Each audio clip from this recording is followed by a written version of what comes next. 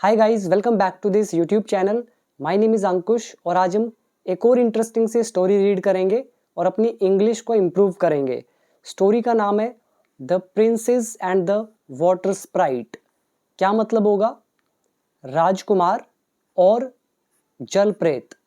ये जो आप देख रहे हो प्रिंस इज राजकुमार, एस लगा दिया यानी कि ज़्यादा राजकुमार। अब ये मत समझना कि प्रिंसेस तो राजकुमारी होती है। जो प्रिंसेस होता है उसका ये स्पेलिंग है, डबल एस लगता है लास्ट में, इसका मतलब होता है राजकुमारी। बढ़िया सिंगल एस लगा हुआ है, इसका मतलब ज़्यादा राजकुमार है। एंड द वाटर स्प्राइट को आप बोल सकते हो जल प्रेत या जल का देवता, जल की देवी या फिर जल परी, जो भी जल को उस एरिया को कंट्रोल करती है, तो उसको आप बोल सकते हो वाटर स्प्राइट। तो जल प्रेत अच्छा रहेगा, जैसे आपने महाभारत में भी सुना हुआ है जल प्रेत। तो इसको रीड करते हैं, फिर आपको पूरी स्टोरी समझ में आएगी। और वीडियो पसंद आए तो कमेंट करना, चैनल पर न्यू है तो सब्सक्राइब जरूर कर ले, और मेरे टेलीग्राम ग्रुप या फिर व्हाट्सएप चैनल या इंस्टाग्राम पर अगर फॉलो करना है तो आप नीचे डिस्क्रिप्शन बॉक्स चेक कर लेना, लिंक सभी दिए हुए हैं। अभी शुरू करते हैं स्टोरी। स्टोरी इस तरह से है। वंस अपॉन अ टाइम, एक समय की बात है, अ किंग हैड 3 सन्स, एक राजा के 3 बेटे थे। The first was called the stars Prince, एक को या पहले को तारों का राजकुमार के नाम से बुलाया जाता था। यहाँ पे फर्स्ट ऑब्जेक्ट है, कोल्ड हमारी वर्ब की थर्ड फॉर्म, हेल्पिंग वर्ब लगी है वॉज। तो द फर्स्ट वॉज कोल्ड, पहले को बुलाया जाता था। क्या? द स्टार्स प्रिंस, तारों का राजकुमार। ऊपर जो आप देख रहे हो, अ किंग हैड 3 सन्स, ये हमारा पास्ट पोजेशन, उसके 3 बेटे थे। द नेक्स्ट वॉज कोल्ड, अगले को बुलाया जाता था द मून प्रिंस, मतलब चांद राजकुमार के नाम से। And the third was cold, और तीसरे को पुकारा जाता द सन प्रिंस, यानी कि सूर्य राजकुमार के नाम से। ये सारा हमारा है पास्ट इंडेफिनिट पैसिव वॉइस। यहाँ पे भी वॉज लगा है, यहाँ पे भी वॉज लगा है, कोल्ड वर्ब की third form. The king was so happy, राजा इतना खुश था। यहाँ पे सो का मतलब है इतना, बहुत मत पढ़ना, बहुत का मतलब होता है वेरी। जब भी हमारा सो का कॉन्सेप्ट आता है तो दैट आपको मिलेगा ही मिलेगा, इसका मतलब होता है इतना की। ये हमारा एक कंप्लीट लेसन है सो एंड दैट का। और जो आप में से इस चैनल पर न्यू है, अगर आप नहीं जानते तो सबसे पहले आपको इंग्लिश को सीखना चाहिए, सारे रूल्स सीखने चाहिए, उसके बाद ही आपको स्टोरी पढ़नी चाहिए। अगर बिना रूल आए हुए, बिना इंग्लिश को सीखे हुए आप स्टोरीज पढ़ोगे, न्यूज़पेपर पढ़ोगे, स्पीकिंग करने की कोशिश करोगे, तो वो कभी भी नहीं होगी। रूल्स के बिना इंग्लिश कुछ भी नहीं है। तो किसी की भी बातों में मत आना जो कहते हैं कि इंग्लिश बोलने के लिए रूल्स नहीं चाहिए। रूल्स के बिना कुछ भी नहीं हो सकता है। तो अगर आप सीखना चाहते हो complete English course basic to advanced level तक, तो आप मेरा कोर्स ज्वाइन कर सकते हैं, क्योंकि मैं इंग्लिश सिखाने के बाद ही आपके लिए स्टोरीज लेकर आया हूँ। तो इसके लिए ऐप डाउनलोड कर लेना, बिकम इंग्लिश चैम्पियन। जब आप सारे रूल्स एक बार सीख लेंगे और जब आप मेरी स्टोरीज को देखेंगे तो आपको एक एक रूल समझ में आएगा, एक एक बिंदु तक समझ में आएगा कि वो वहाँ पर क्यों यूज़ हुआ। तभी आता है कॉन्फिडेंस। बाकी जैसा आपको ठीक लगे, लिंक है ऐप का नीचे डिस्क्रिप्शन बॉक्स में। ऐप का नाम है बिकम इंग्लिश चैम्पियन। अब देखो आपके सामने रूल आ रहा है सो एंड दैट का। The king was so happy, राजा इतना खुश था। When the third son was born, जब तीसरा बेटा पैदा हुआ। दैट की, he said to the queen, उसने रानी से कहा। आस्क फॉर एनी बून, किसी भी वरदान को मांगो। बून मतलब होता है वरदान, कोई भी वरदान मांगो। यू विश, जो भी तुम्हारी इच्छा हो। And I will give it to you, वो मैं तुम्हें दूंगा। तो ये कहा राजा ने। यहाँ पर आपने अभी तक 3 रूल देखे। पहला पास्ट पोजेशन, देन ये पास्ट इंडेफिनिट, फिर ये हमारा सो एंड दैट का कॉन्सेप्ट। अभी जो सो एंड दैट का कॉन्सेप्ट है, इसके अंदर ही when the third son was born, ये जो आपको दिख रहा है द थर्ड सन ऑब्जेक्ट हो गया, वॉज लगा दिया, बॉर्न हमारी होगी वर्ब की थर्ड फॉर्म, ये है पास्ट इंडेफिनिट पैसिव वॉइस। तो देख लो 4-5 रूल एक ही के अंदर है। और आस्क फॉर एनी बून, ये हमारा है इंपेरेटिव सेंटेंस, बिकॉज वर्ब की फर्स्ट फॉर्म से स्टार्ट हो रहा है। और आई विल गिव फ्यूचर इंडेफिनिट, और ये डबल इन्वर्टेड कॉमास लगा रखे हैं, इसका मतलब ये है direct narration, direct speech, right. आगे देखिए, the queen kept the promise in mind, रानी ने रखा वादे को अपने माइंड में। वेटिंग, इंतज़ार करती रही। Until the third son was grown, जब तक तीसरा बेटा बड़ा नहीं हो गया। Before asking the king to give her the boon, इससे पहले मतलब राजा को कहने से पहले कि उसे वरदान दे। तो क्या बोलेंगे, रानी ने जो वादा था उसको अपने दिमाग में रखा जब तक कि तीसरा बेटा ग्रोन नहीं हो गया, बड़ा नहीं हो गया। और किससे पहले, राजा से मांगने से पहले अपने वरदान को। यहाँ पर आप ध्यान देना, ग्रोन मतलब बड़ा होना, ठीक है, ग्रो, ग्रू, ग्रोन। ये हमारा अनटिल का लेसन जिसके अंदर नॉट छुपा होता है। कीप का सेकंड फॉर्म आ गया कैप्ट, ये हो गया पास्ट इंडेफिनिट। इसके अलावा आस्क और उसके बाद पर्सन, उसके बाद टू फर्स्ट फॉर्म। इसका मतलब होता है किसी को कुछ करने के लिए कहना। So before asking the king to give, राजा को कुछ देने के लिए कहना। क्या, हर, उसको, द बून, वरदान। बून मतलब वरदान। क्लियर हो गया पूरा। वर्ड मीनिंग पर आओ। पहला हो गया कॉल इज बुलाना, पुकारना। दूसरा आप याद करेंगे बॉर्न, बियर, बॉर, बॉर्न, ये होता है पैदा होना, थर्ड फॉर्म है बॉर्न। तीसरा याद कर सकते हैं बून, वरदान। आस्क फॉर मतलब मांगना। प्रॉमिस मतलब वादा। यही इसमें सिंपल वर्ड है, बट रूल काफ़ी है इसके अंदर। अब 5 रूल ऊपर यूज हुए थे, 6th रूल आपके सामने है, अनटिल का लेसन हमारा। और फिर ये पास्ट इंडेफिनिट है, कीप का सेकंड फॉर्म कैप्ट। और ये जो दिख रहा है the third son was grown, जब तक ये पैदा नहीं हो गया। यहाँ पे थर्ड सन ऑब्जेक्ट हो गया, ग्रोन हो गया हमारा वर्ब की थर्ड फॉर्म। इसके बाद आ जाइए नेक्स्ट पैराग्राफ पर। On the 21st birthday of the sun prince, sun prince के 21वें जन्मदिन पर, she said to the king, उसने राजा से कहा। अब ये उसके एग्जैक्ट वर्ड्स, जहाँ पर भी आपको डबल इन्वर्टेड कॉमास दिखे तो ये होती है डायरेक्ट नरेशन, ये अपने आप समझ जाना। द किंग, ग्रेट किंग मतलब महान राजा, when our youngest child was born, जब हमारा सबसे छोटा बेटा पैदा हुआ था। यहाँ पे बॉर्न वर्ब की थर्ड फॉर्म है, ये ऑब्जेक्ट है, ये व्हेन हमारा आ रहा है combination. When our youngest child was born, जब हमारा छोटा बेटा पैदा हुआ था, कोमा लग गया। यू सैड, आपने कहा या आपने कहा था, यू वुड गिव मी अ बून, आप मुझे वरदान देंगे। अब ये वुड क्यों लगा है, ये वुड विल की वजह से लगा है। ये हमारा इनडायरेक्ट नरेशन है, मतलब ये जो आप देख रहे हो डबल इन्वर्टेड कोमास यहाँ तक, ये उस रानी के एग्जैक्ट वर्ड थे राजा को।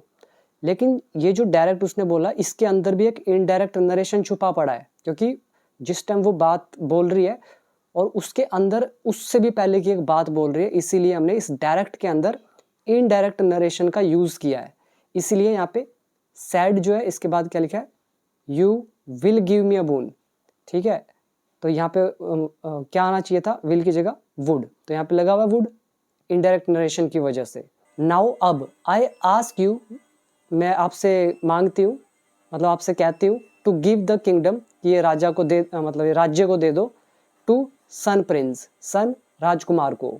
बट लेकिन द किंग रिफ्यूज्ड, लेकिन किंग ने इनकार कर दिया। रिफ्यूज मतलब होता है इनकार करना, तो उसने इनकार कर दिया। सेइंग दैट, यह कहते हुए कि the kingdom must go to the eldest son, कि ये तो जो सबसे बड़ा बेटा है उसके पास जाना चाहिए या उसके पास जाएगा।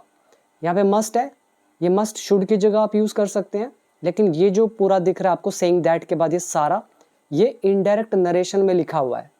नहीं तो हम यहाँ पे, ये मस्ट का तो मस्ट ही रहता है इनडायरेक्ट में, डायरेक्ट में भी मस्ट ही रहता है। तो यहाँ पे हम कह रहे हैं kingdom must go to the eldest son, जो सबसे बड़ा बेटा है उसके पास जाएगा ये राज्य। फॉर, क्योंकि, अब आप याद आ रहा होगा आपको, फॉर मतलब क्योंकि, इससे पहले लगा है कोमा, इसका मतलब हो गया क्योंकि, नॉट के लिए। क्योंकि it belonged to him by right, तो अधिकार से ये उससे ताल्लुक रखता है, मतलब अधिकार से ये उसका है। अब उसने तो ये कहा होगा उस time, it belongs to him by right, कि अधिकार से ये उसका है, लेकिन ये इनडायरेक्ट नरेशन है, प्रेजेंट इंडेफिनिट का हो गया पास्ट इंडेफिनिट, इसलिए लिख दिया बिलोंग्ड। मस्ट का मस्ट ही रहता है। नेक्स्ट, उसके बाद it would belong to the second son by right, फिर अधिकार से ये दूसरे बेटे का होगा। अब आ रहा है होगा, उसने कहा होगा विल, बट इनडायरेक्ट है तो वुड, तो सेकंड का होगा उसके बाद। एंड और not until they were dead, और जब तक वे मर नहीं जाते। Could the kingdom go to the third son, तो राज्य तीसरे बेटे का नहीं हो सकता है। अब ये जो ट्रांसलेशन है, कई लोग कंफ्यूज हो रहे होंगे, ये अनटिल, ये कुड, ये बीच में कहाँ से आ गया, तो ये सब कैसी ट्रांसलेशन है। अब मैं हिंदी बोल रहा हूँ, not until they were dead, जब तक वे मर नहीं जाते। Could the kingdom go to the third person, राज्य तीसरे बेटे का नहीं हो सकता है। अब मैंने बोला नहीं हो सकता है, तो यहाँ पे तो नॉट आना चाहिए था, could the kingdom not go to the third son, but not नहीं लगा, मैं हिंदी में नॉट बोल रहा हूँ। कैसे? ये हमारी ट्रांसलेशन होती है अनटिल वाली। तो ये कुड कैसे आया, इसके लिए वीडियो नंबर है 290 या 289 या 291, आप चेक करना। आपको मैंने यही कॉन्सेप्ट एक्सप्लेन करा है कि कैसे ये होता है, एग्जैक्ट समझ में आएगा। वैसे तो ये लेसन हम ऑलरेडी कर चुके हैं, ये अनटिल का ही लेसन है, लेकिन अनटिल वाले सेंटेंस को बनाने का एक डिफरेंट वे है। तो वीडियो नंबर 289, 290, 291 में से एक देखना, आपको मिलेगा। और अगेन बता दूं, कोर्स के अंदर मैं सब कुछ सिखा चुका हूँ, इसीलिए मैं आपको सब कुछ दिखा रहा हूँ कि वो सब यूज हुआ जो मैंने आपको सिखाया है। अब इसमें यहाँ तक वर्ड मीनिंग देखो ध्यान से। पहला आ गया यंगेस्ट, मतलब सबसे जवान, और एल्डेस्ट मतलब सबसे बड़ा। बिलोंग टू मतलब ताल्लुक रखना, बाय राइट मतलब अधिकार से, ये बिलोंग टू अगेन। और नॉट अनटिल, ये तो अनटिल का लेसन है, तो रूल आप देखेंगे। तो आगे देखते हैं। तो मेरे कोर्स के अंदर 500 से ज़्यादा वीडियोस है, याद रखना। आगे, द क्वीन वेंट अवे, रानी चली गई। बट लेकिन, द किंग सो, लेकिन राजा ने देखा, दैट की, शी वॉज नॉट प्लीज्ड, वह खुश नहीं थी, विद हिज आंसर, उसके जवाब से। प्लीज्ड यहाँ पर बता रहा है खुश होने को, प्लीज मतलब एक होता है खुश करना, और ये पैसिव में लिखा है, तो शी वॉज नॉट प्लीज्ड, वो खुश नहीं हुई या खुश नहीं थी। शी ऑब्जेक्ट हो गया, प्लीज्ड यहाँ पर वर्ब की थर्ड फॉर्म, अगर आप इसको टेंस में निकाल रहे हो तो। अगर इसको मतलब इसकी हिंदी बनती है, शी वॉज नॉट प्लीज्ड, वह खुश नहीं हुई, पैसिव वॉइस पास्ट इंडेफिनिट। अगर आप इसको प्लीज्ड को एडजेक्टिव मान रहे हैं, तो इसका मतलब हो जाएगा वह खुश नहीं थी, विद हिज आंसर, उसके जवाब से। तो दोनों तरह से यूज होता है, वो आपको देखना होता है सिचुएशन के अकॉर्डिंग। नेक्स्ट, ही फियर्ड, उसको डर था, दैट की, she would do the harm, वह नुकसान पहुंचाएगी, टू द एल्डर प्रिंसेस, बड़े राजकुमारों को, to get them out of the way, रास्ते से हटाने के लिए, of the sun prince, sun prince के। ये होता है get them out of the way, रास्ते से हटाना, ऑफ समथिंग मतलब किसी के, या मतलब समवन। और हार्म मतलब होता है नुकसान, नाउन का काम कर रहा है, डू मतलब करना, डू हार्म इज नुकसान पहुंचाना, ये वर्ब होगी हमारी। ये वुड क्यों आया? अगेन इनडायरेक्ट नरेशन, या कहो पास्ट प्लस वुड का लेसन। पास्ट प्लस वुड भी नरेशन का ही कॉन्सेप्ट होता है। नेक्स्ट, सो इसीलिए ही कोल्ड हिज एल्डर सन्स, उसने अपने बड़े बेटों को बुलाया, एंड टोल्ड देम, और उनसे कहा, दैट की, दे मस्ट गो, उन्हें जाना होगा, एंड लिव, और रहना होगा, इन द फॉरेस्ट, जंगल में, अनटिल हिज डेथ, उसकी मृत्यु तक। ये भी हमारा है इनडायरेक्ट नरेशन, मतलब इस पूरे स्टोरी में आपको डायरेक्ट इनडायरेक्ट बहुत मिलेगा। और ये मस्ट का हमारा मस्ट ही रहता है। ये पास्ट इंडेफिनिट होगा, ही कॉल्ड, उसने बुलाया, और टोल्ड देम, उनसे कहा। टेल मतलब बताना होता है, और मैं यहाँ पे क्या बोल रहा हूँ, कहा, टोल्ड देम, उनसे कहा।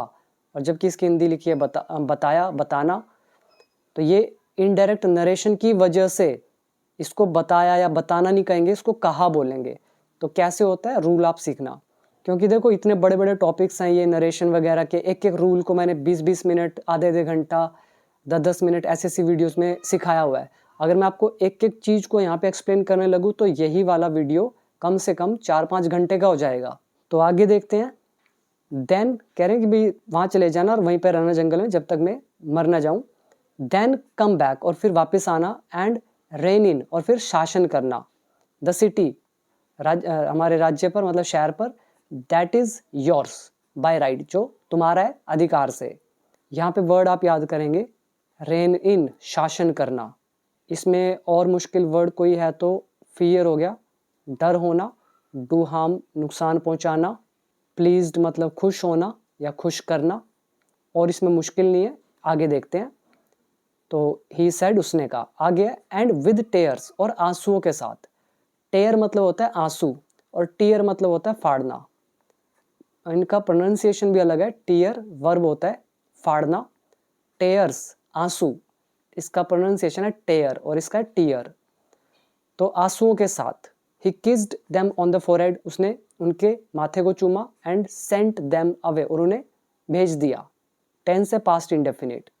As they were going down out of the palace, out of the palace समझ आ रहा होगा, महल से बाहर, और गो डाउन जैसे महल होता है, मान लो ये महल है, ये उसका बगीचा टाइप है, ये उसका रास्ता होता है, ये गेट होता है मेन, तो इस पर जो आ रहे होते हैं, ऐसे चल रहे होते हैं इधर से, तो इसको बोलते हैं गो डाउन।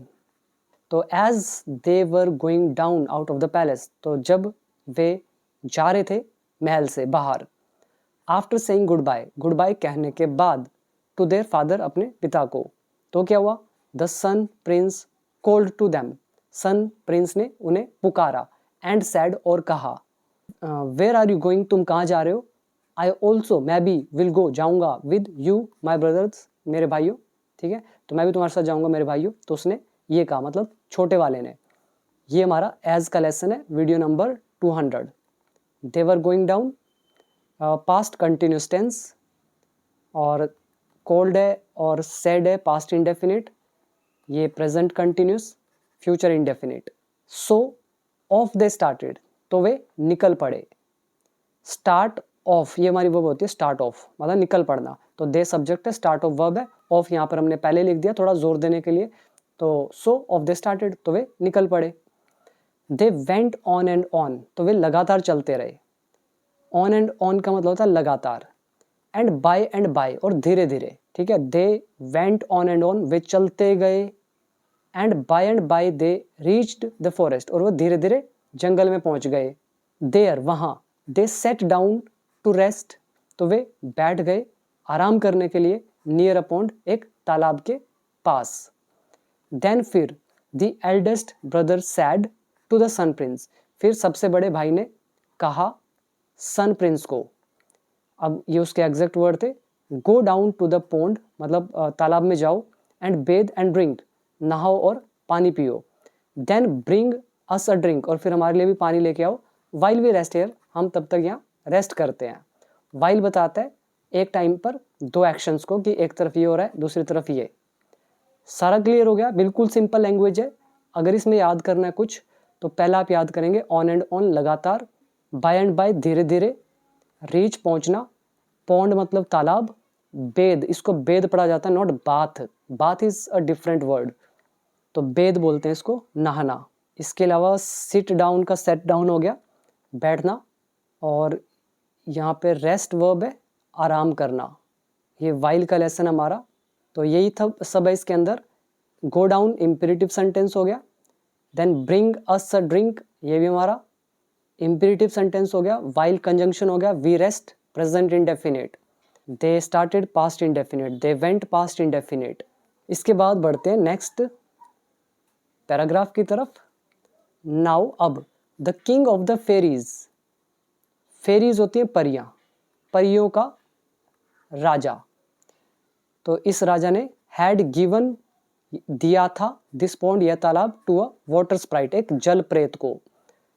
गिवन वर्ब की थर्ड फॉर्म है, ये सब्जेक्ट हो गया, हैड लगा है, पास्ट परफेक्ट टेंस। परियों के राजा ने यह तालाब दिया था एक जल प्रेत को। द फेरी किंग, परी राजा, हैड सैड, उसने कहा था, to the water sprite, water sprite को। अब ये उसके एग्जैक्ट वर्ड्स थे, क्या बोला था उसने, you are to have in your power all. अब इसका मतलब ध्यान से समझना, ये जो आर टू लिखा हुआ है, ओल्ड इंग्लिश के अंदर हम विल की जगह आर टू लिखते थे ओल्ड इंग्लिश में। अब मॉडर्न में हम ये चीज़ यूज़ नहीं करते। पिछली स्टोरीज जो पुरानी होती हैं उसमें आपको आर टू मिल जाएगा, जिसका मतलब विल होता है कई जगहों पे, नॉट एवरीवेयर। वैसे तो ये is to am to are to का लेसन हो जाता है, बट स्टोरीज जो है ओल्ड, वहाँ पे हम विल की जगह आर टू यूज़ करते थे, तो हम यहाँ पे विल का सेंस निकालेंगे। यू आर टू हैव, यानी कि यू विल हैव, तुम्हारे पास होगी, ये हैव दिखा रहा है पोजेशन को, पास होना, तो यू विल हैव, तुम्हारे पास होगी, इन योर पावर, तुम्हारी पावर में, ऑल, मतलब you have in your power, तुम्हारे पास, तुम्हारी पावर में होगा। कौन पावर में होगा, ऑल, सभी, सभी तुम्हारे अधिकार में होंगे, तुम्हारे पावर में होंगे। कौन सभी, that go down into the water, जो पानी में उतरेंगे, जो पानी में जाएंगे। अब यहाँ पे दैट हमारा रिलेटिव प्रोनाउन है। अब दैट रिलेटिव प्रोनाउन के साथ हम विल लगाते नहीं है, मैंने आपको चैप्टर में समझाया हुआ रिलेटिव प्रोनाउन में, आपके सामने भी आ रहा है। और दैट रिलेटिव प्रोनाउन के 3 केसेस थे हमारे, 3 में से जो दूसरा केस था हमारा समवन, एवरीवन, ऑल, ये सब, इनके साथ क्या लगता है, देखो ऑल आ रहा है, उसके साथ हमने हु नहीं लगाया, जबकि पर्सन के लिए हम हु लगाते हैं कि जो जाएंगे पानी में, लेकिन हमने दैट लगाया because of all relative pronoun. तो आपके सामने एक एक पॉइंट में बता रहा हूँ। तो यू आर टू हैव, तुम्हारे पास होंगी या तुम्हारे पास होगा, इन योर पावर मतलब तुम्हारे अधिकार में, ऑल सभी होंगे, दैट गो डाउन जो जाएंगे, इनटू द वाटर पानी में, एक्सेप्ट उनको छोड़ के, किन को छोड़ के, दोज उनको, who give the right answer जो सही जवाब देंगे। अब यहाँ पे हु रिलेटिव प्रोनाउन आ रहा है क्योंकि दोज लगा हुआ है, नॉट ऑल, और हु यहाँ पर ज़्यादा के लिए यूज़ किया गया है, और हु विल गिव या हु वुड गिव नहीं लिखा बिकॉज हु रिलेटिव प्रोनाउन लिखा है, तो इसलिए विल नहीं लगाया।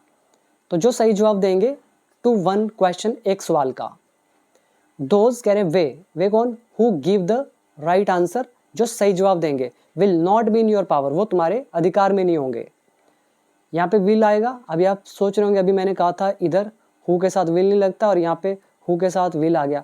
ये जो हु है ना इसके साथ में विल नहीं लगता, यहाँ पे यहाँ तो लगाओगी ना टेंस के हिसाब से, रिलेटिव प्रोनाउन के साथ नहीं आता। द क्वेश्चन इज, सवाल ये है, what are the good fairies like, अच्छी परियां कैसी होती हैं, तो ये था सवाल। अब इसमें करो वर्ड मीनिंग याद।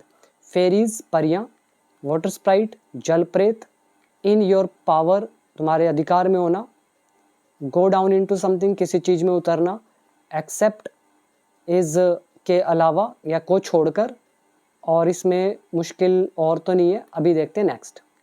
When the sun prince went into the pond, जब सन राजकुमार गया तालाब में, the water sprite saw him, जल प्रेत ने उसे देख लिया, एंड आस्क्ड हिम और उससे पूछा, द क्वेश्चन सवाल, ये हमारा past combination.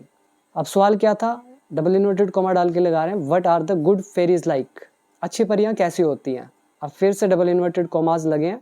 Sad the sun prince ने कहा, they are like the sun and the moon, वे सन और मून की तरह होती हैं। यू डोंट नो, तुम्हें नहीं पता, what the good fairies are like, कि अच्छी परियां कैसी होती हैं। क्राइड द वाटर स्प्राइट ने कहा, क्राई का मतलब होता है चीखना, तो चीख के बोला होगा तुम्हें नहीं पता कि कैसी होती हैं। And he carried the poor boy, और वो बेचारे लड़के को ले गया डाउन इनटू हर केव, अपनी गुफा में। अब यहाँ पे देखो हर आ रहा है, इसका मतलब है ये लड़की है, जो ये वाटर स्प्राइट है ना ये कोई लड़की है, इसलिए हर लिखा हुआ है। तो इसको जल प्रेत बोल लो, लड़की है, या जल परी कह लो, जो भी कहना चाहो कह सकते हो। कैरी मतलब उठाकर ले जाना। फिर क्या हुआ, नेक्स्ट है फाइनली, अंत में द एल्डेस्ट ब्रदर सैड, सबसे बड़े भाई ने कहा, मून प्रिंस गो डाउन, जाओ, एंड सी और देखो, वाई क्यों, और brother stage so long in the pond, कि हमारा भाई इतनी देर से तालाब में है, क्यों है। तो बोला इसने मून प्रिंस जाओ और जाकर देखो कि हमारा भाई इतनी देर से जल में क्यों है।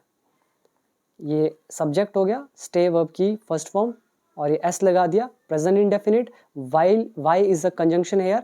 ये हमारा लेसन है वर्कबुक पार्ट 3 का, लास्ट के 10 लेसन्स के अंदर था ये, और ये वर्कबुक पार्ट 3 के लेसन्स के अंदर भी है स्टार्टिंग में, ये वाला कॉन्सेप्ट कि कैसे रूल लगता है।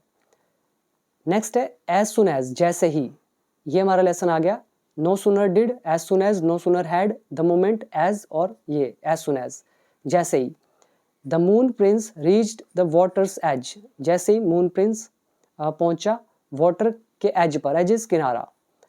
The water sprite called to him, तो उसने उसको पुकारा, एंड सैड और कहा, टेल मी बताओ मुझे, what the good fairies are like, अच्छी परियां कैसी होती हैं।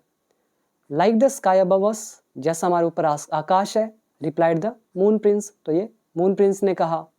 यू डोंट नो आइदर, तुम्हें भी नहीं पता। अब यहाँ पे आप में से कई लोग लगा रहे होते also, you don't know also, तुम्हें भी नहीं पता। ऑल्सो कभी भी नेगेटिव सेंटेंस में लगता ही नहीं है, तो आइदर लगेगा। तो तुम्हें भी नहीं पता, सैड द वाटर स्प्राइट, तो इसने कहा, and dragged him down into the cave, और वो उसे घसीट कर ले गया गुफा में। केव मतलब गुफा, और ड्रैग मतलब घसीटना, ये सेकंड फॉर्म है, तो घसीट कर अपनी गुफा में ले गया। वेयर, जहाँ, the sun prince sat, sun prince बैठा था। अभी आओ वर्ड मीनिंग पे। पहला आप इसमें से याद कर सकते हैं, क्राई मतलब चीखना, और क्राई मतलब रोना मत समझना, रोना अलग चीज़ होता है, क्राई का दूसरा मतलब भी होता है चीखना। और दूसरा है कैरिड, उठा कर ले जाना। केव मतलब गुफा, ये एज सुन एज का लेसन। फाइनली आखिरकार, इसके अलावा एज मतलब किनारा, और इसमें है ड्रैग घसीटना, केव मतलब गुफा, वेयर मतलब जहाँ। वेयर का एक मतलब होता है कहाँ, जो आप नॉर्मली जानते हैं, यहाँ पर वेयर का मतलब है जहाँ। समथिंग मस्ट हैव हैपेंड, कुछ जरूर हुआ होगा। ये हमारा लेसन है must have, may have, might have का वर्कबुक पार्ट 1 का लेसन नंबर 21 या 22 के आसपास। तो समथिंग मस्ट हैव हैपेंड, कुछ ना कुछ जरूर हुआ होगा। एक्टिव वॉइस है ये, मतलब एक्टिव वॉइस मोडाल टेंस। तो जरूर कुछ ना कुछ हुआ होगा। To those 2 brothers of mine, मेरे उन दोनों भाइयों के साथ। थॉट द एल्डेस्ट, सबसे बड़े ने सोचा। सो इसीलिए he went to the pond, वो तालाब में गया। एंड सो, और देखा, द मार्क्स, चिन्ह को, निशान को। किसका निशान? ऑफ द फुट स्टेप्स, पद चिन्हों के निशान उसने देखे। वेयर, जहाँ। हिज ब्रदर्स हैड गॉन, जहाँ उसके भाई गए थे। डाउन इनटू द पॉन्ड, तालाब में। ही गिर्डेड ऑन हिज स्वॉर्ड, उसने अपनी तलवार को कमर से बांधा। गिर्ड मतलब होता है बांधना, जैसे आपने एक मुहावरा सुना होगा, कमर कसना, हम बोलते हैं गिर्ड अप योर लॉइंस। तो ये गिर्ड आ रहा है, इसका मतलब बांधने से है, स्पेशली कमर के इर्द गिर्द, यानी कि उसने तलवार को रख लिया होगा अपनी मयान में। तो ही गिर्डेड ऑन हिज स्वॉर्ड, उसने अपनी तलवार को रखा या बांध लिया। एंड स्टूड, और खड़ा हो गया। विद हिज बो, अपने धनुष के साथ। इन हिज हैंड, अपने हाथ में। अब इसमें कौन कौन से रूल हमारे यूज हुए? पहला आइदर का रूल, ऑल्सो के 5 यूज, मतलब ये जो भी वर्ड होता है ना, भी, इसके लिए 5 वर्ड यूज होते हैं, और पांचों वर्ड अलग अलग सेंस के लिए होते हैं। कब किसको कहाँ लगाना है वो आप सीखना। आपने देखा होगा इवन होता है, ठीक है, इवन, टू, ऑल्सो, आइदर, तो ये सारे क्या बता रहे हैं? भी को। तो ये अलग अलग सेंस में यूज होते हैं, ये आप देखना। तो पहला रूल आइदर का यूज हुआ। दूसरा ये ड्रैग्ड पास्ट इंडेफिनिट। तीसरा वेयर कंजंक्शन। इसके अलावा ये must have, may have, might have, तो तीसरा रूल। देन इसके अंदर है अगेन ये वेयर, यही वाला रूल है। ये हैड गॉन है पास्ट परफेक्ट टेंस, और ये भी पास्ट इंडेफिनिट। तो इसमें 4-5 रूल हमारे यूज हुए। Now next, the water Sprite soon came along. तो वाटर स्प्राइट है, वो जल्द आ गया। In the form of a वुड्समैन, तो एक वुड्समैन है, लकड़हारा कह लो आप, तो उसके रूप में आ गया, मतलब लकड़ी लुकड़ी लेकर जा रहा होगा, तो इस रूप में वो आ गया। यू सीम टायर्ड, तुम थके हुए लगते हो। अब ये सीम वाला चैप्टर आ गया हमारा, और इसकी जगह लुक भी आप लगा सकते हो। और ये लेसन हमारा वर्कबुक पार्ट 3 में, जिसमें 5 वर्ड थे जो हमेशा इंडेफिनिट टेंस में रहते हैं, चाहे हिंदी कंटिन्यूस में क्यों ना हो। तो ये आपके सामने है। तो यू सीम टायर्ड, तुम थके हुए दिखते हो फ्रेंड, दोस्त। He said to the prince, उसने राजकुमार से कहा। Why don't you bathe in the pond, तुम तालाब में क्यों नहीं नहा लेते हो। देन लाई, फिर लेट जाना। On the bank and rest, तो और मतलब किनारे पर, बैंक मतलब किनारा, तो किनारे पे बैठ जाना। एंड रेस्ट, और आराम करना। बट द प्रिंस न्यू, लेकिन राजकुमार जानता था, दैट की इट वॉज वाटर स्प्राइट, कि वो जल प्रेत थी, या जल प्रेत थी, चलो लड़की लगा लो। एंड ही सैड, और उसने कहा, चलो लड़का मान के चलते हैं हम। अब जल प्रेत है तो उसने उसको क्या बोला? You have carried of my brothers, तुम मेरे भाइयों को उठाकर लेकर गए हो। टेंस है present perfect. Yes said the water sprite, water Sprite ने कहा हाँ। Why did you carry them, तुम उन्हें क्यों उठाकर ले गए? Why did you carry them of, तो उन्हें उठाकर क्यों लेकर गए? The water Sprite said, water Sprite ने कहा, बिकॉज, क्योंकि, दे did not answer my question, क्योंकि उन्होंने मेरे सवाल का जवाब नहीं दिया। अब यहाँ पर बिकॉज आ रहा है, क्योंकि। क्योंकि का तो मतलब एज भी होता है। एज क्यों नहीं लिखा? As they did not answer my question. तो ये जो है ना, as, because, since and for, ऊपर फॉर भी आया था ना क्योंकि के सेंस में। ये चारों वर्ड ना क्योंकि मतलब होता है, लेकिन चारों का अलग अलग सेंस में यूज होता है। आप एज की जगह बिकॉज नहीं लगा सकते, बिकॉज लगा दोगे सेंस बदलेगा। अब यहाँ एज क्यों नहीं लगा या फॉर क्यों नहीं लगा, इनके पीछे रीज़न होता है। वीडियो नंबर 250 और 255 के बीच में देखना, आपको ये टॉपिक मिलेगा एक्सप्लेनेशन के साथ। तो because they did not answer my question, क्योंकि उन्होंने मेरे सवाल का जवाब नहीं दिया। एंड और आई हैव पावर, और मेरे पास अधिकार है ओवरऑल उन सब पर। कौन सब? That go down into the water, जो पानी में उतरते हैं। अब यहाँ पे गलती क्या है? हु, यहाँ हु आ नहीं सकता, यहाँ पे आएगा दैट, क्योंकि ये ऑल लगा हुआ है, तो ऑल के साथ दैट रिलेटिव प्रोनाउन लगता है, नॉट हु, चाहे पर्सन क्यों ना हो। ये जो जहाँ से मैंने स्टोरी ली है ना, ये एक्चुअली 6th क्लास की कोई बुक है, पता नहीं कौन सा बोर्ड है, किस में पढ़ाते हैं, मतलब इंटरनेशनल स्कूल्स हैं उनमें। तो इस स्टोरी के अंदर ना बहुत सारी गलती थी। मैं आपको कई बार पिछली स्टोरीज में भी बताता आया हूँ कि उस स्टोरी में ये गलती है, वो गलती है, तो इसमें तो बहुत ज़्यादा थी। मैंने इस स्टोरी को बहुत ही करेक्ट करके लिखा है, ठीक है। तो ये हु भी यहाँ नहीं आएगा। कई सारी गलतियाँ थी, वो मैंने पहले ही रिमूव कर दी थी ताकि पढ़ाते टाइम कन्फ्यूज़न ना हो, तो ये एक रह गया था, तो मैंने आपको बता दिया, ठीक है। तो क्योंकि उन्होंने आंसर नहीं दिया था और मेरे पास अधिकार है उन सब पर। Who go into the water, जो पानी में उतरते हैं, उनको छोड़ के, except those who do give the right answer, जो सही जवाब देंगे उनको छोड़ के। I will answer your question, मैं तुम्हारे सवाल का जवाब दूंगा, सेड द एल्डेस्ट ब्रदर, सबसे बड़े भाई ने कहा। एंड ही डिड, और उसने किया। The good fairies are like the pure in heart, जो अच्छी परियां होती हैं, आर लाइक, वो ऐसी होती है, कैसी? प्योर इन हार्ट, मतलब दिल से बड़ी शुद्ध होती हैं, पवित्र होती हैं। दैट फियर टू सिन, जो पाप करने से डरती हैं। अब यहाँ पर दैट यूज़ किया गया है रिलेटिव प्रोनाउन परियों के लिए। फियर है यहाँ पे वर्ब की फर्स्ट फॉर्म, दैट फियर मतलब जो डरती हैं। टू सिन, पाप करने से, यहाँ पे सिन वर्ब की फर्स्ट फॉर्म का काम कर रहा है। टू सिन इज पाप करना, तो वो पाप करने से डरती हैं। The good and kindly in words, तो वे अच्छी और दयालु होती हैं शब्दों में, एंड डीड, और कर्मों में। तो ये उसने कहा, ठीक है, एल्डेस्ट ब्रदर ने। ओ वाइस प्रिंस, ए ज्ञानी राजकुमार, वाइस मतलब समझदार, ज्ञानी, अक्लमंद।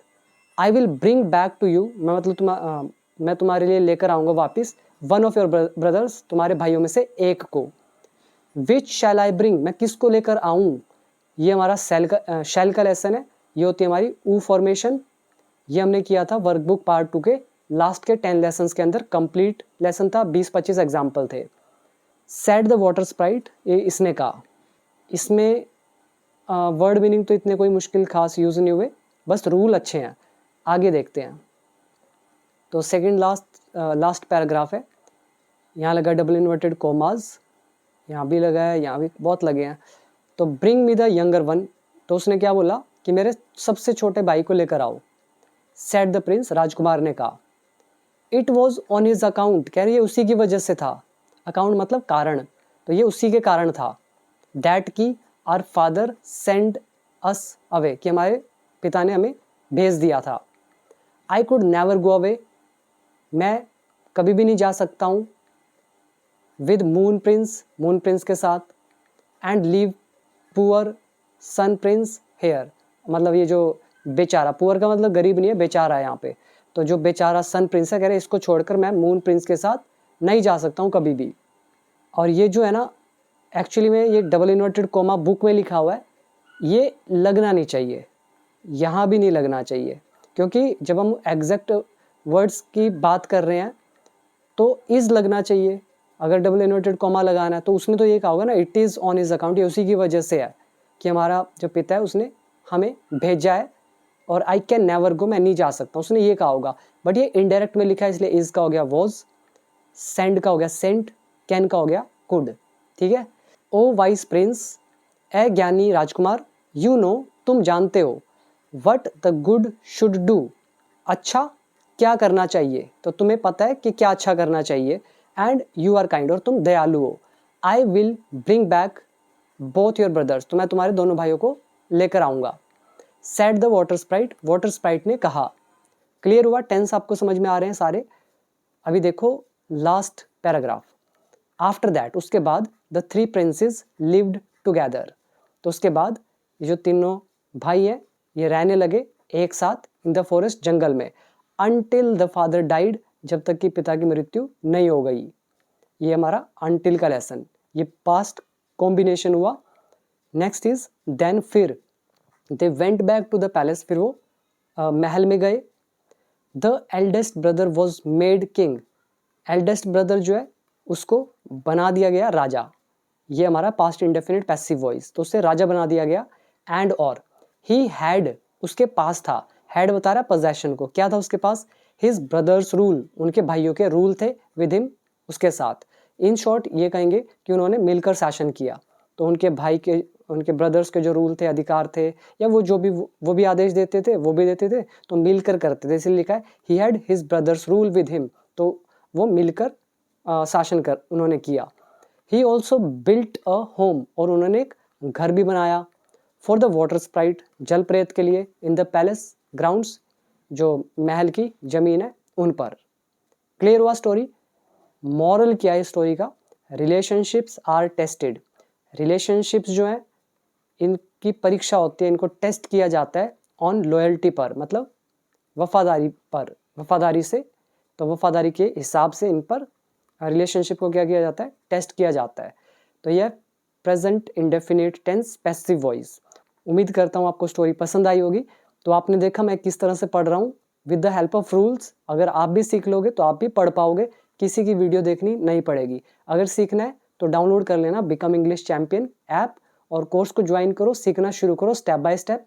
अगर बीच बीच में से पढ़ोगे हमेशा कंफ्यूज होगे, जो भी शॉर्टकट लेते हैं उनको घूमकर हाईवे पे आना पड़ता है, तो पहले ही हाईवे पर चढ़ जाओ ताकि वापस ना लौटना पड़े। ठीक है, तो बाकी आपकी मर्जी। तो मिलेंगे नेक्स्ट वीडियो में। लाइक कमेंट शेयर जरूर कीजिएगा, दोस्तों के साथ शेयर कर देना, और चैनल पर न्यू है तो सब्सक्राइब जरूर करें। थैंक यू सो मच, मिलते हैं नेक्स्ट वीडियो में।